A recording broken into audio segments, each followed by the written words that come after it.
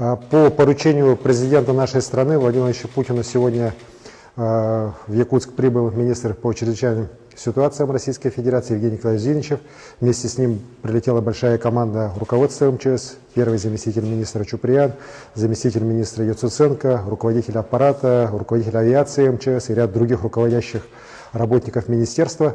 Мы сегодня уже занялись конкретно планированием операций по локализации и по ликвидации лесных пожаров, по защите наших населенных пунктов. Посетили наиболее опасные с этой точки зрения пожары на территории Намского района, Горного района. Посмотрели, как будет выстраиваться защита сел Ортосурт, Кептин. Также Евгений Николаевич посетил Бескёль, на месте ознакомился и заслушал доклады руководителей тушения пожаров, которые у нас было неделю назад, в прошлую субботу, так, когда пожар заходил на территорию села, ознакомился также с ходом восстановительных работ по Бескёлю. Ситуация, безусловно, неординарная. У нас достаточно большая группировка сейчас работает в Западной Якутии. Это самолеты МЧС России, самолеты Министерства обороны, которые сегодня тушат пожары на территории Мирнинского, Сунтарского, Нюрбинского, Верхнеюрьского района. И мы видим там явную позитивную динамику. Вместе с тем, из-за задымленности аэропорта Якутска у нас достаточно большая группа спасателей, прибывших из Центральной России, сейчас находится в аэропортах Полярный и Мирный. Спланировано, что сегодня ночью будут переброшены дополнительные самолеты МЧС для того, чтобы эти спасатели уже в течение сегодняшней ночи прибыли в Якутск и уже с утра были распределены на самые тяжелые участки. Это пожары Намского района, Усалданского района, Чурапчинского района и Горного района. По каждому из этих пожаров уже, в этих районах уже определено количество людей, которые будут перебрасываться, пути их передислокации наземные. Ну и, конечно же, мы очень надеемся, что все-таки аэропорты и Мирного смогут выпустить, и Полярного, а Якутск все-таки ночью при использовании специальной аппаратуры сможет эти борта принять. И уже с утра специализированные формирования МЧС смогут приступить к тушению пожаров. Ну и также определены уже пути усиления авиационной группы. Пока у нас здесь, в Якутске, не могут садиться самолеты Б-200 и Ил-76, конечно, нам надо наращивать вертолетную группировку. И я такое предложение Евгению Николаевичу сделал, Зинычеву, министру по чрезвычайным ситуациям, оно было поддержано им. И уже завтра днем здесь у нас должны прибыть 2 вертолета с водосливными устройствами. Один Ми-8 Самурской области, где он работал на паводки, а второй вертолет Ми-26, он прибудет сюда с Хабаровского края.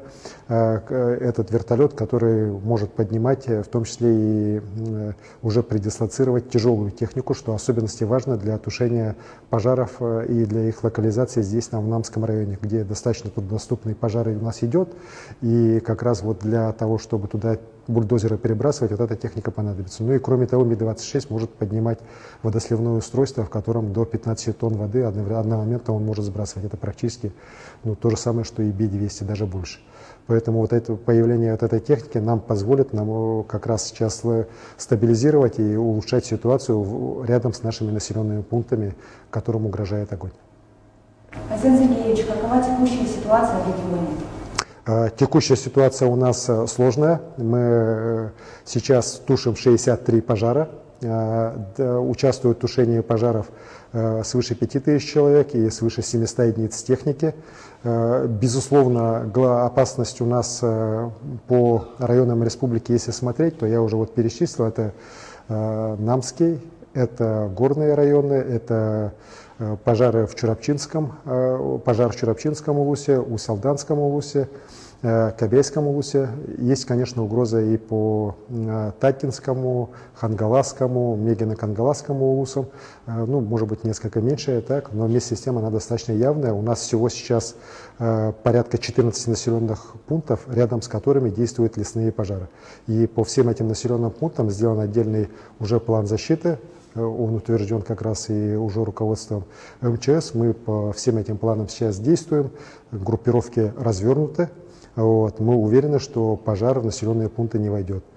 Ситуация при этом по некоторым населенным пунктам достаточно тяжелая, так, ну, не скажу, что критичная, так, но тяжелая. Вот в течение дня мы несколько таких маневров с передислокацией наших сил оперативных производили. Это позволило нам ситуацию вот под вечер стабилизировать. Есть большие проблемы по задымленности по городу Якутску. Здесь хочу сказать, что вот панические некоторые слухи, которые пытаются распространить, что вот пожар где-то тут совсем недалеко, это все фейки. На самом деле пожары достаточно удалены от города Якутска, свыше 60 километров. Вместе с тем, конечно же, то, что вот ветер поменялся, ветер идет северо-западный на город Якутск, он как раз вот эти пожары ровно вот несет, дым этих пожаров ровно несет на город Якутск. Здесь, конечно, надо к этому с пониманием отнестись, тем более там не только дым от пожаров, но и дым от отжига, которые наши пожарные тоже производят для того, чтобы в кратчайшие сроки эти пожары локализовать. Идет большая работа. К сожалению, техника, которая работает на пожарах, ломается, в том числе вот и военная техника. Вместе с тем техники у нас на пожарах хватает, и завтра мы на те участки, где мы видим ее недостаток, где мы можем их еще усилить, будем перебрасывать технику, в том числе с помощью вот вертолета Ми-26. В целом, я считаю, что вот благодаря слаженной работе и федеральных сил, и республиканских лесопожарных формирований, местного населения, добровольцев, нам ситуацию удается вот держать в районе населенных пунктов. Вот. И мы надеемся, все-таки она в ближайшие дни уже начнет несколько улучшаться.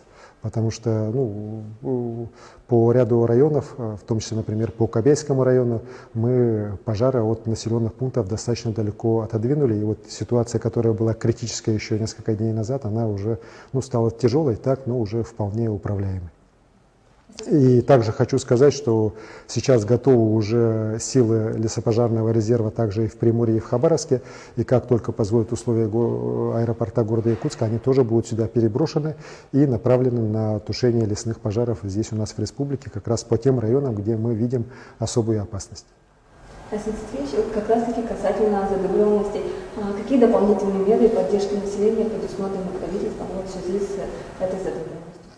Безусловно, дым от пожаров, он крайне негативно сказывается и на самочувствии людей, в особенности на пожилом нашем населении, на беременных женщинах, детях. И для того, чтобы минимизировать эти последствия, я принял решение, сегодня подписал вечером уже указ о том, что завтрашний день у нас объявляется нерабочим для 11 муниципальных образований.